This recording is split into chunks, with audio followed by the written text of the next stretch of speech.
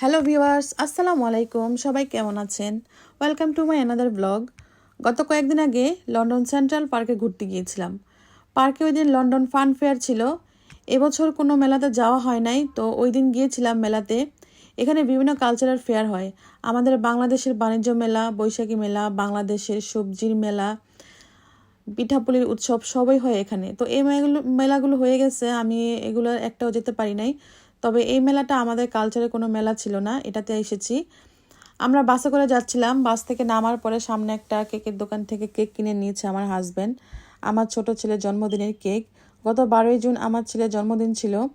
এখানে অনেক সুন্দর সুন্দর কেক আছে, আর কেকের দাম দেখলে মাথা নষ্ট হয়ে যায়। এক একটা কেকের দাম 30 পাউন্ড 35 পাউন্ড করে, যেটা বাংলাদেশে 3-4-5 হাজার টাকার সমান। যেহেতু বাচ্চারা খাবে তাই ছোট দেখে একটা কেক নেই। আমরা যে কেকটা নেই সে কেকটার দাম পড়েছে 15 পাউন্ড। তো কেক নিয়ে আমরা পার্কে চলে যাচ্ছি। সব সময় তো বাড়িতেই কেক কাটা হয়, এইবার ইচ্ছে হলো বাহিরে খোলা আকাশের নিচে বসে কেক কাটবো। পার্কের কাছাকাছি আমরা চলে আসছি। ভিতরে খুব জাঁকজমক করে সাজিয়েছে। এখনই আমরা পার্কের ভিতরে চলে যাব। পার্কের কিছুটা জায়গা নিয়ে মেলা সাজিয়েছে, সামনে বড় করে ওয়েলকাম জানিয়েছে সবাইকে। তো ওইটার ভিতরে আমরা ঢুকতে গেলে ওনারা বলে টাকা লাগবে ঢুকতে, জনপ্রতি 2 পাউন্ড করে। আমরা পরিবারের সদস্য 5 জন ছিলাম, 10 পাউন্ড লাগবে ভিতরে ঢুকতে। এর আগে আরও অনেক মেলাতে গিয়েছি, কিন্তু ঢোকার জন্য কোনো টাকা লাগে নাই, শুধু বাচ্চাদের রাইডারে উঠলে টাকা লাগছে। তো আমরা ভাবছি এখানেও এরকমই, আর এখানে ঢুকতেও পাউন্ড লাগবে আর রাইডারে উঠলে তো লাগবেই। তো আমরা আর ভিতরে যাই নাই, আশেপাশে অনেক খোলামেলা জায়গা ছিল, সেখানে আমরা সময় কাটাই। আমার ছেলে ঘাসের ওপর চাদর বিছায়, আমরা এখানে কিছুক্ষণ বসেছিলাম। আর আশেপাশে আমার ছোট 2 বাচ্চা খেলছিল। এখানে আসার পরে আমার হাজব্যান্ডের এক বন্ধু ও আসছে তার পরিবার নিয়ে, তো তাদের সাথে আমাদের দেখা হয়। উনি আবার আমাদের পার্কের আরেক সাইডে নিয়ে যায়। ওইখানে আবার চাদর বিছিয়ে আমরা সবাই বসে পড়লাম, অনেক আড্ডা দিলাম, মজা করলাম। বাসা থেকে আমি বিরিয়ানি রান্না করে নিয়ে আসছিলাম, সেগুলো সবাই মিলে খেলাম। খাওয়া শেষে আমরা কেক কাটলাম।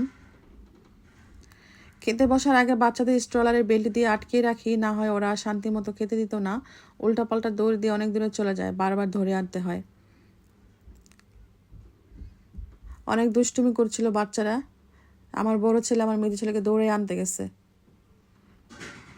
ভাবির এক বাচ্চা ছিল আর আমার ছোটটায়, দুটাই মিলে কি দুষ্টুমি শুরু করছে।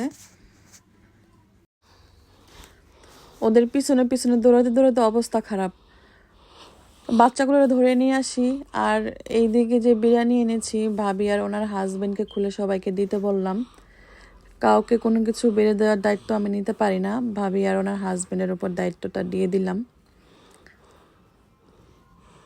তো ওনারা সব কিছু বের করছিল, দেখছিল। ভাবি আবার কেকের বাক্সটা খুলতে পারছিল না, তো আমার হাজবেন্ড আবার হেল্প করলো, খুলে দিল কেকের বাক্সটা। আর আমি হটপটে করে বিরিয়ানিটা নিয়ে গিয়েছিলাম, তখনও গরম গরম ছিল।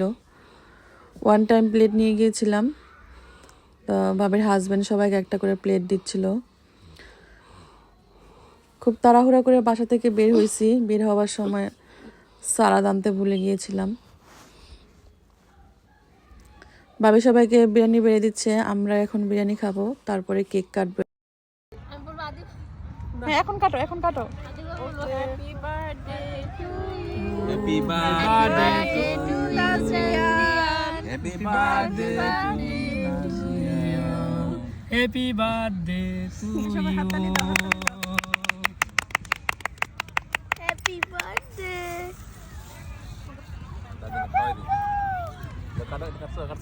No, দুষ্টামি করো না। আমরা সবাই কেক খাওয়ার পর আমার হাজবেন্ড আবার এখান থেকে আমার বাচ্চাদের খাইয়ে দিচ্ছিল কেক। যার জন্মদিন তারে আর সামনে বসা রেখে কেক কাটে নাই, স্ট্রলারের বন্দি ছিল, তো সামনে আনি নাই, আনলে খুব ডিস্টার্ব করতো, তাই ওদের আর সামনে এনে বসাই নাই।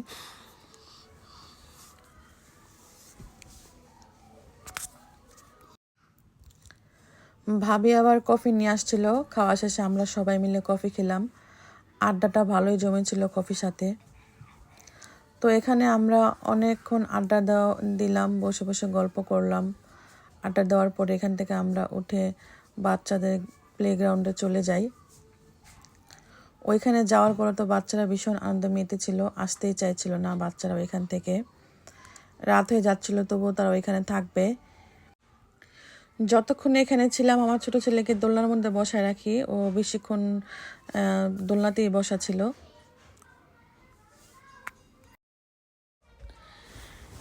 এই পার্কের প্লেগ্রাউন্ডটা অনেক বড় ছিল আর বাচ্চাদের খেলার জন্য অনেক কিছু ছিল। এদিকে ভাবিও আমাকে ডাকতেছিল একটা কিছুতে ওঠার জন্য, বলছিল এটা বড়দের জন্য, বড় মানুষ ওটার মধ্যে উঠে। আমি বলতে পারছি না এটার নাম কি, চরকির মতো ঘোরে আর কি।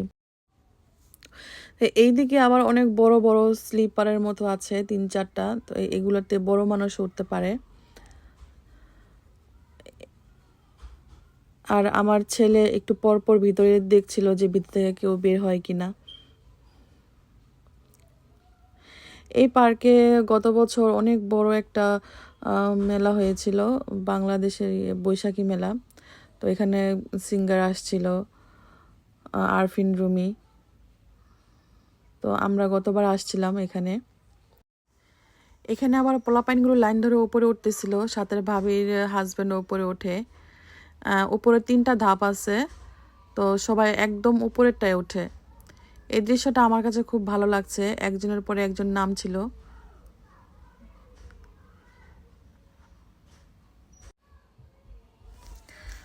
ভাবি ক্যামেরা ধরে রাখছে, প্রথমে ওনার হাজব্যান্ড নামে, তারপরে ওনার ছেলে, তারপরে মেয়ে, তারপর আমার ছেলে, এক এক করে নামতে থাকে। তো আমিও ক্যামেরা ধরে রাখছিলাম যে কতক্ষণে নামবে ওরা। আমার এটা দেখে খুব হাসি পাচ্ছিল।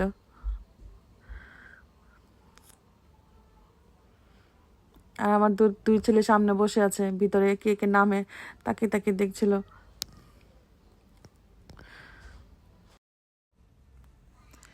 তো সন্ধ্যা হয়ে যাচ্ছিল, আমরা তখন বাসায় চলে যাচ্ছিলাম।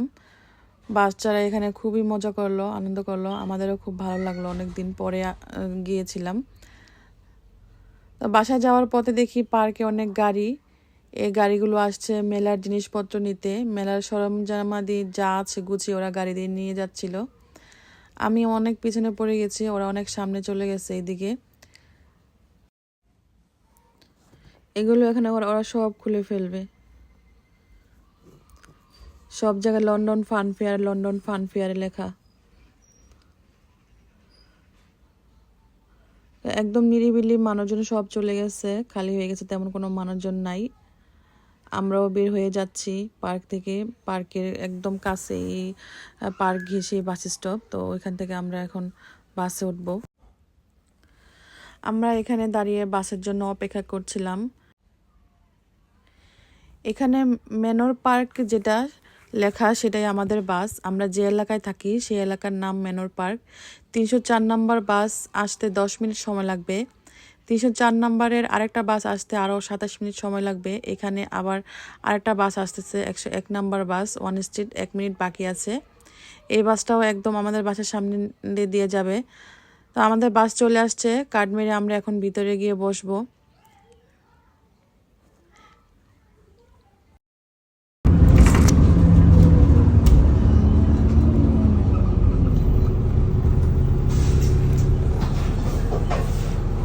এটা দোতলা বাস, উপরে ওঠার সিঁড়ি।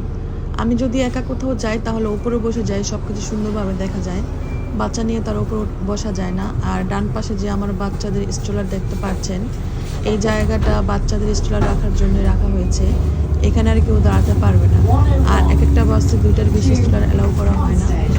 আমার ছেলেরা বাসে উঠতে খুব পছন্দ করে, বাসে উঠতে পারলে খুব খুশি হয়। আমরা বাসার কাছাকাছি চলে আসছি।